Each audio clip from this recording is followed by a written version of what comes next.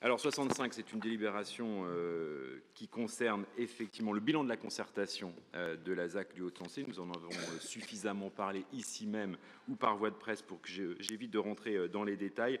Rappeler évidemment que les objectifs étaient ceux de la mixité sociale, de conforter l'attractivité du quartier en contribuant à améliorer notamment la fonction commerciale et sa polarité, inscrire ce quartier dans le tissu urbain en favorisant les liens paysagers avec le parc et puis évidemment contribuer à travers ce projet à la requalification de la rue de Château-Giron. Je ne rentre pas dans le détail des réunions publiques qui sont situées dans le rapport et donc vous est proposé de prendre acte du déroulement de cette concertation et d'approuver le dossier de création de modificatif de la ZAC du Haut-de-Sancy conformément à ce qu'on a pu déjà débattre. Intervention, Monsieur Tual et Madame Dalleux. Monsieur Tual. Madame la maire, chers collègues, cette délibération portant sur des modifications apportées au projet de ZAC du Haut-Sancy, dans le quartier du Landry, intervient alors que la mobilisation des habitants contre ce projet est assez exceptionnelle, et on l'a vu tout à l'heure. Et d'ailleurs, M. Semril a dû certainement, au moment de la pause repas, raconter les confrontations lors de la réunion publique du 19 mars dernier. Si nous partageons le cadre de ce projet, nous avons beaucoup plus de réticence sur son contenu. En effet, penser un nouveau quartier plutôt équilibré entre logements, dont 60% de logements sociaux ou aidés, des commerces, des espaces verts et équipements publics, tout en s'imposant la conservation des terres agricoles, participe effectivement d'un urbanisme intelligent. Mais comment est-il possible d'oublier à ce point les habitants? Comment peut-on autant outrepasser leurs revendications pourtant légitimes? Même si cette délibération a l'avantage d'apporter quelques éléments de réponse, le compte n'y est pas. Il est vrai que le projet initial d'une tour de 16 étages a été revu suite au mécontentement qu'elle a suscité. La tour la plus haute serait donc de 9 étages, ce qui est satisfaisant au regard des impératifs environnementaux et paysagers. Pour le reste, cependant, les réponses apportées ne sont pas satisfaisantes. Vous avez été alerté sur le fait que la construction de 500 logements, soit au moins 1000 nouvelles personnes dans le quartier, allait poser problème en termes d'équipement public. Concernant le trafic automobile, vous indiquez dans la délibération qu'il y aura un impact modéré sur le trafic de la rue de Château-Giron, et vous venez de le répéter à l'instant, alors que chacun sait qu'il y a déjà des embouteillages importants aujourd'hui, sans parler de la rue Auguste-Pavie et de la porte des Loges, qui ne sont même pas mentionnés, alors que particulièrement touchés par ce phénomène. La problématique des bus surchargés, quant à elle, notamment le C1, est totalement occultée, idem pour faciliter les modes doux de déplacement comme le vélo. Enfin, vous indiquez aujourd'hui que la réserve foncière au sein de la ZAC serait pour réaliser un nouvel équipement sportif, voire polyvalent. Ce n'est pas en soi une mauvaise idée, mais le 19 mars dernier, vous avez promis aux 200 habitants présents qu'ils décideraient du devenir de cet espace, qu'une réelle concertation aurait lieu sur ce projet. Pourquoi à nouveau faire fi de la participation citoyenne? Voilà une nouvelle occasion ratée de concilier urbanisme et implication citoyenne, de partir du réel et non d'hypothèses hors sol. C'est pourquoi nous voterons contre cette délibération. Merci Madame Dalluin. Madame la maire, chers collègues, par cette délibération, comme vient de le dire Monsieur Tual, il nous est donc demandé d'approuver le bilan de la concertation et le dossier de création modificative de la ZAC Haut-de-Sancy. Alors, deux petits mots pour introduire ce propos. Le premier mot, puisque M. Semril a rappelé que le dossier en 2016 avait été voté à l'unanimité. Donc, nous avons vérifié, effectivement. Cela pourra étonner certains observateurs assidus de ce Conseil que nous votions pour la création d'une ZAC, mais c'était le cas, effectivement, en 2016. Et on peut imaginer sur le papier que ce projet pouvait sembler cohérent, mais qu'aujourd'hui, au bout de 3 ans de concertation, on va y revenir, avec l'évolution de la ville et la mobilisation des habitants, cette décision peut être revue, et vous l'avez fait de votre côté sur d'autres projets urbains. Et un autre mot, Madame la maire, pour vous dire que vous aviez indiqué tout à l'heure à Monsieur Plouvier que vous étiez la responsable de la police de cette assemblée, tout à fait, et que vous respectiez les habitants. Nous avons proposé de remonter cette question en début de conseil, eu égard à la mobilisation encore ce soir des habitants de la ZAC de Haut-de-Sancy, et je salue leur courage d'être restés aussi tard pour pouvoir enfin arriver au vote de la délibération qui a amené leur venue ce soir. Comme malheureusement, à chaque fois que nous rencontrons un collectif d'habitants concernés par une concertation avec votre majorité, Il ressort pour ces habitants mobilisés pour le dossier de la ZAC au Sensé que le processus dit de concertation ressemble plus à des réunions d'information. C'est un fil rouge de votre mandat qui pourrait faire sourire si ce n'était pas triste. À chaque rencontre avec une association rennaise, et on ne parle pas là que d'urbanisme, les Rennais nous disent leur frustration d'avoir cru à la concertation alors qu'il ne s'agissait que d'information.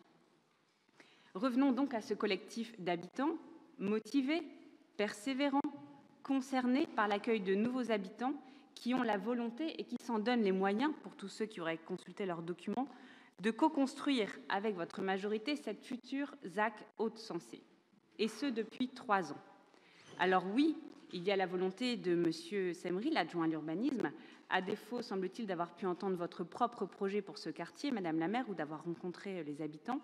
Il y a les travaux des services, mais aussi et surtout les réflexions et propositions des habitants de ce quartier qui se sont exprimées par centaines. Et cela coince tant sur le fond que sur la forme. Sur le fond, M. Thual vient d'y revenir, mais je le ferai aussi à sa suite. J'aime bien être à la suite de M. Thual, et d'être d'accord avec lui, c'est exceptionnel. C'est la convergence des luttes, tout à fait. Plusieurs demandes et donc questions persistent de la part des habitants. Revenir, comme vous y êtes engagé devant le commissaire enquêteur, au projet de 2016 en reprenant strictement les propositions de 2016, à savoir une majorité de R+4, 2 R+6 et 1 R+9, et non pas R+9 et plusieurs R+7 comme dans le projet actuel. Deuxième point, répondre au manque actuel d'infrastructures dans ce quartier, tant sur le plan culturel que sportif, et même le service sportif de la ville reconnaît que l'offre dans le quartier n'est pas très dense, c'est un euphémisme. Répondre également au problème de la circulation, cela a été abordé, des bus, avec l'absence de voies dédiées au-delà du droit de la ZAC pour la fameuse ligne C1 notamment. Répondre à la problématique du manque de places de parking dans ces futurs logements, nous l'avons abordé. Réaliser une étude d'impact demandée par les habitants sur toutes ces questions et limiter à 300 le nombre de logements de la ZAC en prenant compte surtout les 600 logements privés en cours de construction aux abords de la ZAC et qui vont déjà notoirement modifier le quartier. Enfin, concernant la forme et le déroulé de cette concertation sur lequel nous devons voter ce soir, que nous devons approuver. Que dire de l'absence de réponse au dossier cossu et fouillé de 72 pages adressées par les habitants avec des propositions d'amendement au PLU pendant l'enquête? Que dire des réunions publiques qui ont eu pour tout compte rendu que la proposition initiale de la mairie, des élus précisément? Quel mépris de l'avis des habitants qui se sont mobilisés et déplacés pour échanger avec eux. Un compte rendu, ce n'est pas le PowerPoint initial. Que dire de la réunion publique du 6 octobre 2018, lors de laquelle ce sont les services qui se sont déplacés et qui se sont retrouvés seuls face aux habitants en l'absence de M. Semril et de Mme Debroise? N'y voyez rien de personnel, M. Semril? Que dire quand vous répondez aux habitants qui vous interpellent sur les problèmes de circulation, que vous faites le pari, et vous l'avez redit tout à l'heure, que cela va bien se passer? Mais ça n'est pas du bluff, ça n'est pas un jeu. Quel mépris face à ces habitants investis dans ce projet. Et pourquoi pas à pile ou face? On ne parie pas sur la qualité de vie de ses administrés. Vous dites que les habitants sont des égoïstes, mais c'est vous qui, égoïstement, pariez sur leur qualité de vie. Si vous pariez que cela va bien se passer et que, comme dernier argument, symptôme de ce que je me permettrais d'appeler la concertation verticale, vous assénez comme toute réponse aux questions des habitants que vous êtes en place jusqu'à 2020, équivalent en langage plus familier d'un cause toujours.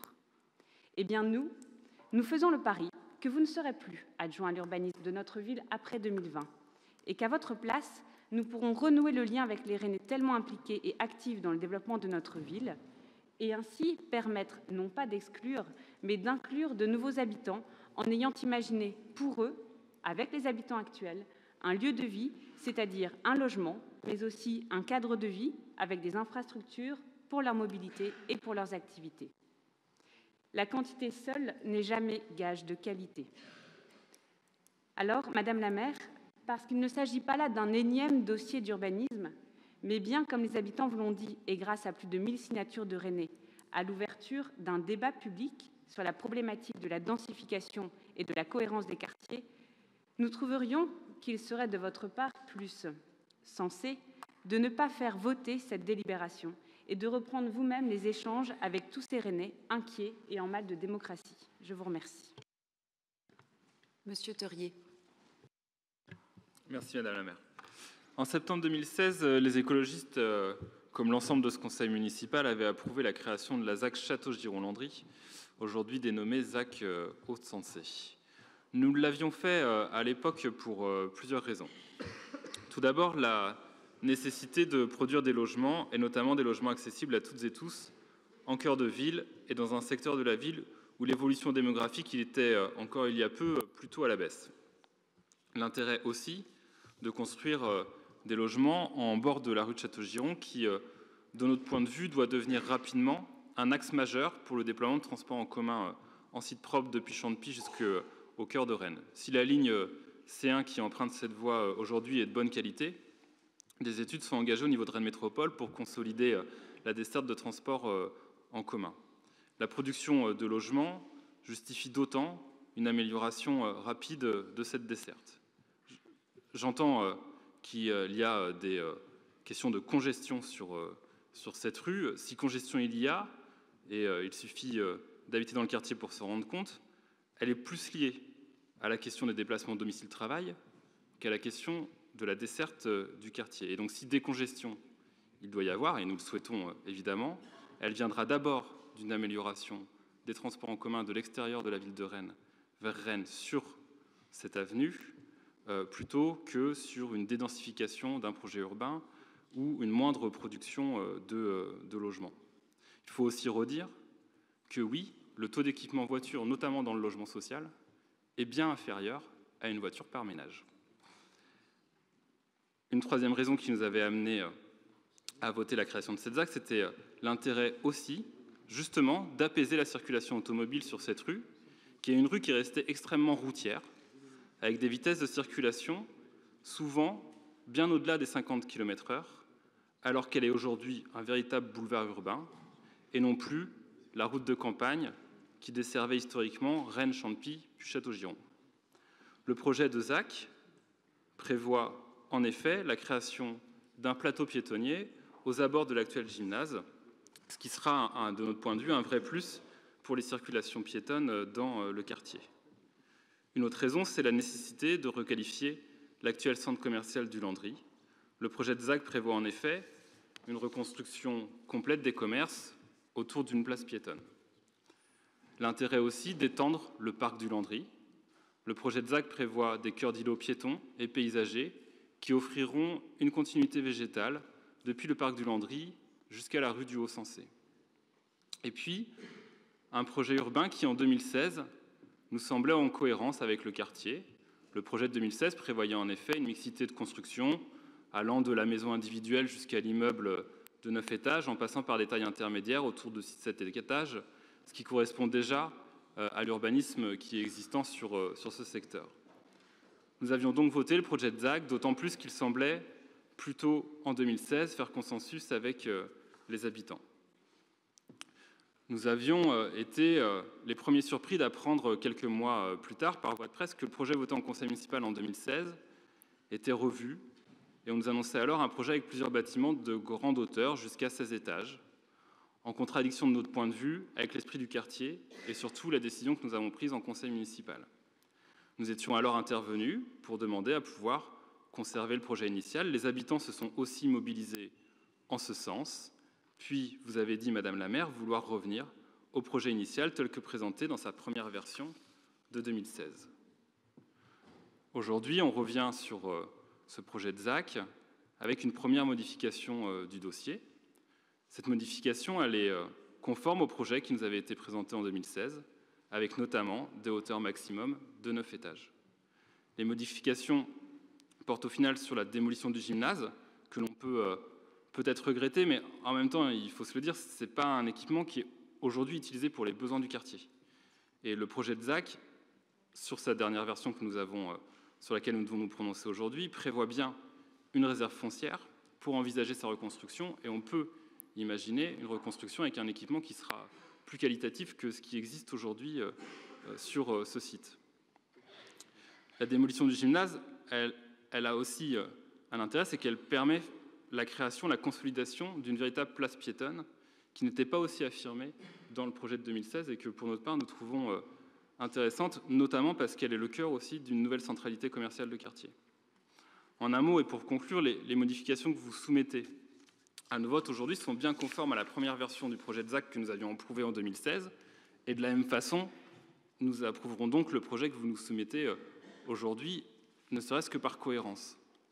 Vous nous permettrez néanmoins de regretter que le processus de participation avec les habitants ait été plus que chamboulé, au point de créer un fort mécontentement, même si on peut aussi entendre les raisons qui ont amené à pousser des modifications du projet.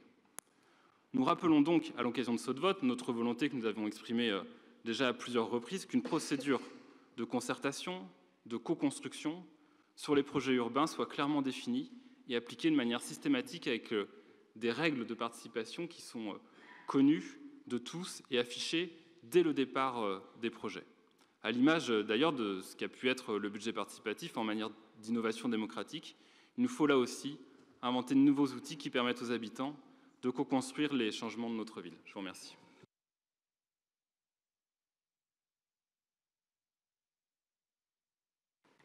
Merci.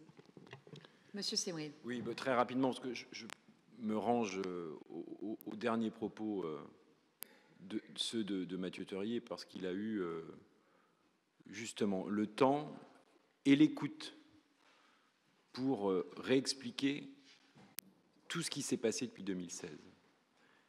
Et finalement, s'il doit y avoir un débat ce soir sur une nouveauté qui pourrait amener un vote différent de ce conseil municipal, c'est la démolition du gymnase.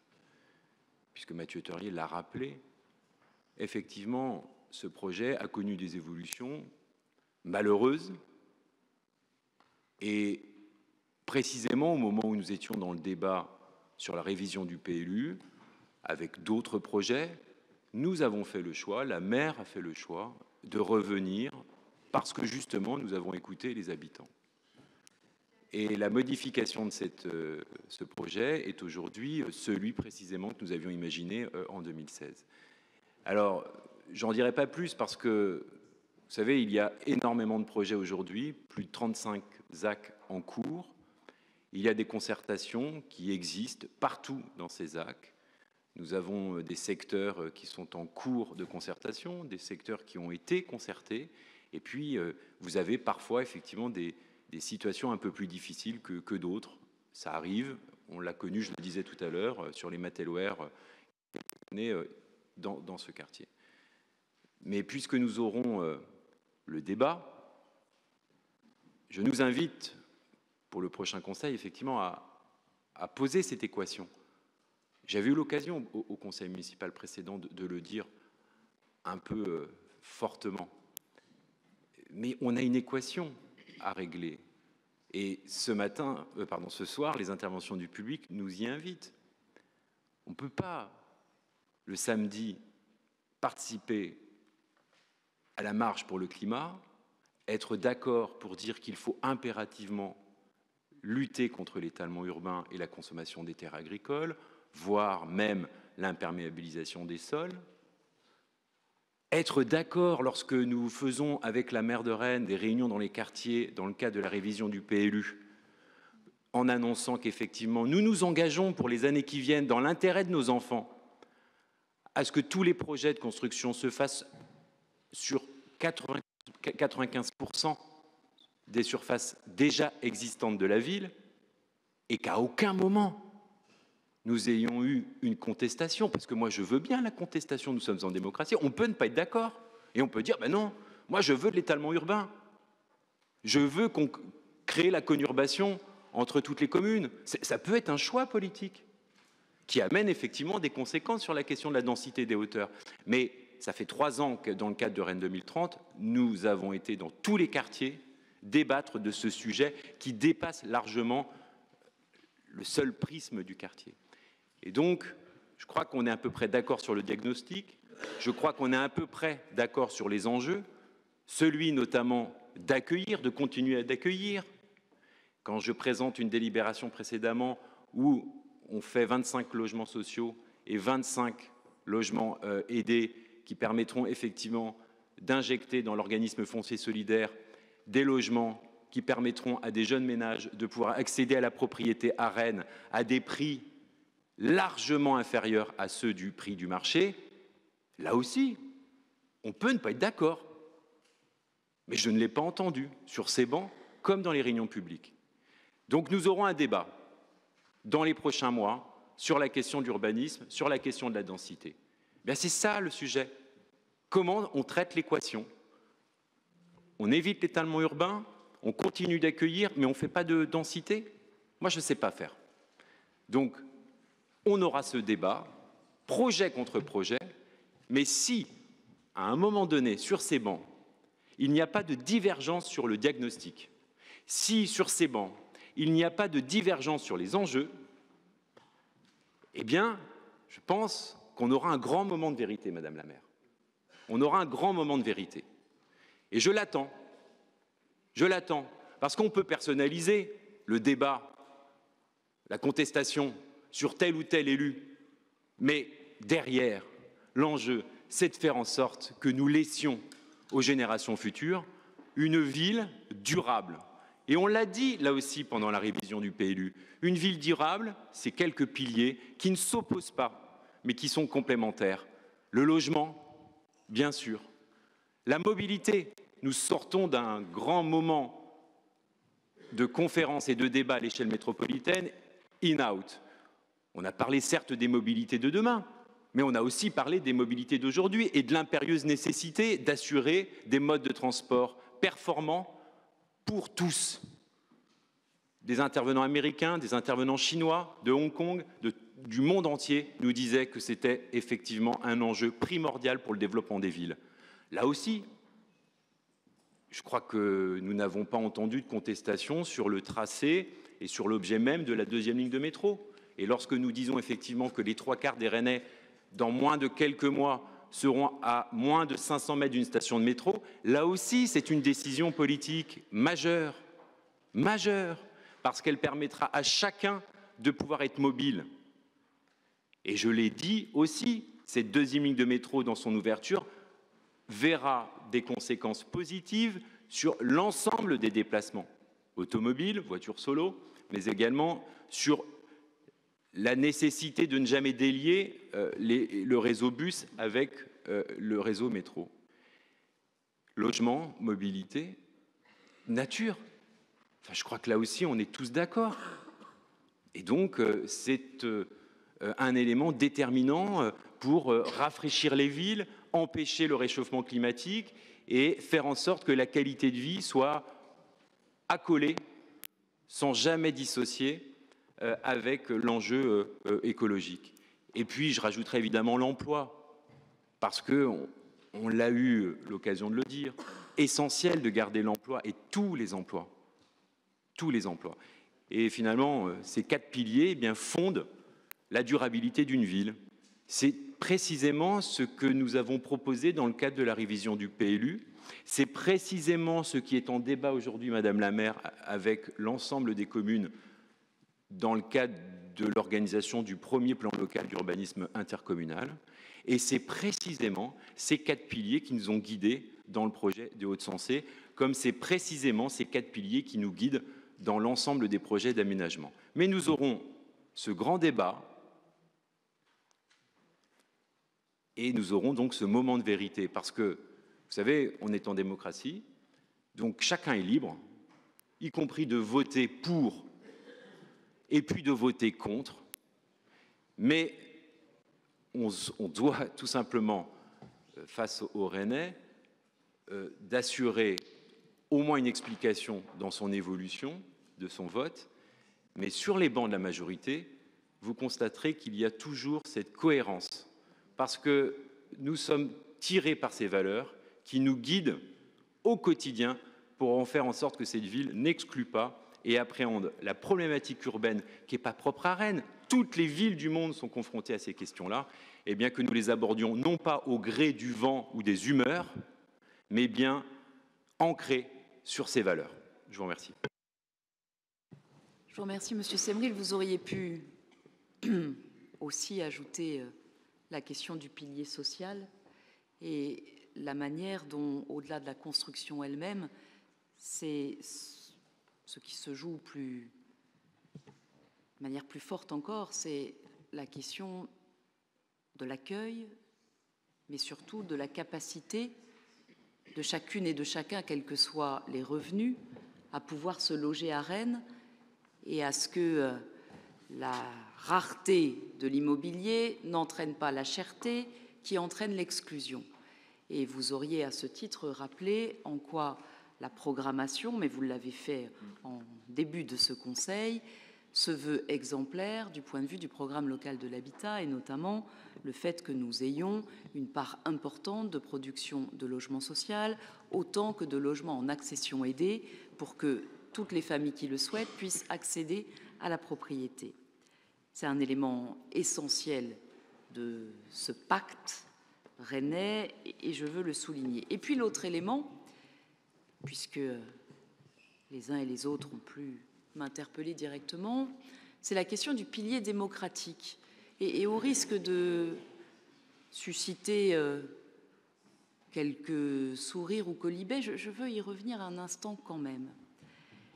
S'il y a peut-être une erreur, et je le dis très clairement, que je veux confesser sur ce dossier du Hauts-de-Sançay, c'est que, et je l'ai déjà reconnu, donc je veux le formuler à nouveau, il y a eu une concertation tout à fait exemplaire et qui n'était pas une concertation verticale ou de la pseudo-information, mais des ateliers avec des habitants qui se sont mobilisés, qui se sont réunis, qui ont fait un certain nombre de propositions et qui sont arrivés à la définition d'un cahier des charges.